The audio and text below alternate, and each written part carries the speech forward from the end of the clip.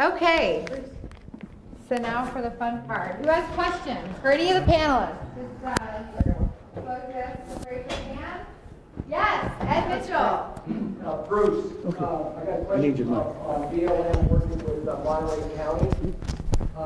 Assuming there were some changes in board of supervisors and we got a majority that really wants it doesn't work until to replace connecting areas and working with the monument, do you think BLM would work with the county on a strategic plan on county property of where to establish trailheads so that they would dovetail well into what's going on in the trail system? That includes thinking about activities that might use certain trails, whether it's biking or hiking or horseback riding. Do you think, since that interface, that's an interface between one government entity and another, would BLM be willing to work with us or say, no, we want to do it our way? Well, BLM's been on Fort Ord since 1993 doing these types of activities, and we've always been buffered, neighbored by the Army, the county, various jurisdictions, private subdivisions down by Toro Creek. That's going to increase with East Garrison and Monterey Downs and any other projects that come near our borders. And so you already can see trail networks on our maps that are not on our land with the approval and agreement with adjacent landowners. So it's already happening, and I think it has to continue because there has to be a seamless transition of use, and there has to be a level of compatibility between land uses on different jurisdictional lands. But it's already happening, so I don't see that as a new need. Yes, good question. Would you talk about the potential impact of having Fort Ord designated as a national monument? Who wants to speak to the national monument status? And by the way, LandWatch has the LandWatch Board of Directors has voted to support the national monument status in Fort Ord.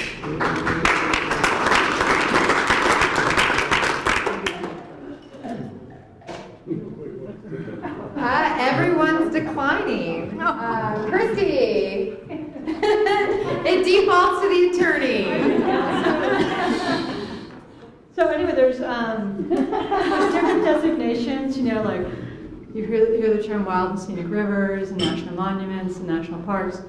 And these different terms provide for different levels of protection. So national monument status would protect Fort Ord from, you know, oil and gas drilling and some of the more environmentally damaging activities that can occur on BLM land. Just because land is owned by BLM doesn't mean that good things are necessarily going to happen there. So maybe but you know, the property in Fort Ord, a lot of it is subject to the habitat management plan. So those kinds of activities couldn't happen there anyway, but the national monument status will secure that protection in perpetuity. Plus, there is a potential for more federal funds if it has national monument status.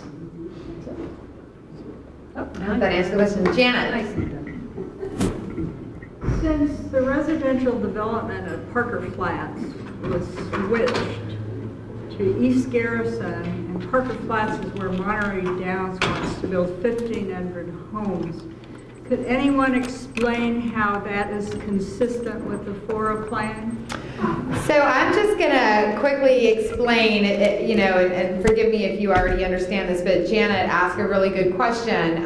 So East Garrison, everyone knows where that development is, sort of out, you know, in the middle, like sort of in between Salinas and Marina. That's where East Garrison is going to be built. As someone pointed out, 68, I think, affordable units are starting to break ground pretty soon here. So East Garrison development was originally proposed for an area in Fort Ord called Parker Flats. And so Parker Flats is about 450, 500 acres at that 8th and Giggling intersection where people park, you know, to take their horses and go mountain bike riding and hike. There's that great intersection at 8th and Giggling. There's a great lot. It's a real neat spot to get into the lands of Fort Ord. Well, that is sort of the Parker Flats area. And when East Garrison was proposed there, back in the day, it was decided that there was too many munitions, it was too hard to clean up, and so let's just take the development that was proposed there and move it out to East Garrison as we know it now. And then that Parker Flats area was supposed to be preserved sort of as mitigation for that development out in East Garrison. So Janet's question is, if that Parker Flats area was proposed for habitat mitigation, how can it sort of be proposed for development now? Maybe Tom, could you answer that question? Or Christy? Unless you have, well, Maybe both. yeah, we can all weigh in on this. So I've been starting to read through all the documents regarding what's called the land swap, which involves these two parcels. And I don't actually have an answer to Janet's question. I do know that the documents say that there would be no residential development in the county portion of Parker Flats, no golf course. There's a few other elements that were taken out of the Parker Flats area.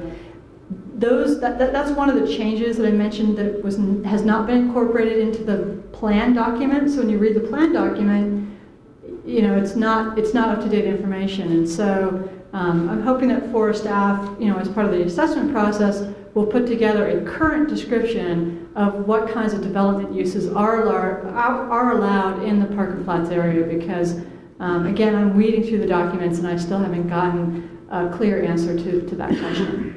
But I do know it says there's not supposed to be residential. But that's in the county portion. So some of the bulk of the housing in the Monterey Downs project is planned inside the city of Seaside boundaries. So that land swap agreement was between the county, the Army, BLM, FORA, MPC, and it didn't affect the city of Seaside. So, yeah. No. Julie? Tom may have. Oh, Tom's got more. Okay. In our discussions between the Sierra Club and FORA staff, they have asserted that there is an area that was swapped out and that overall we gained more habitat as a consequence of that swappage. I think what's going on is that Parker Flats is an area and the Army divided up all of the former Fort Ord into some 378 numbered parcels, some of which are in the Parker Flats area, some of which are adjacent to the Parker Flats area.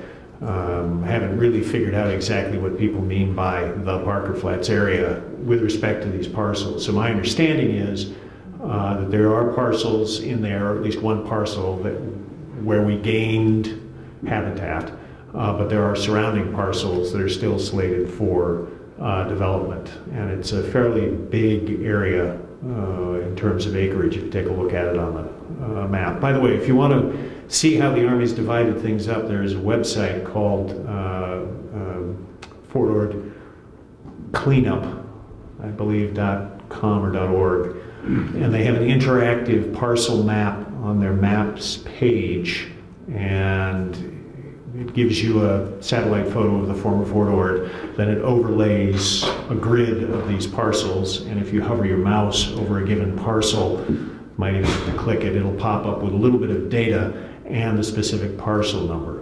And if anyone's interested, I have the database which has all those parcel numbers and the information that they carry. This is out of the Army's BRAC, Base Realignment and Closure Office.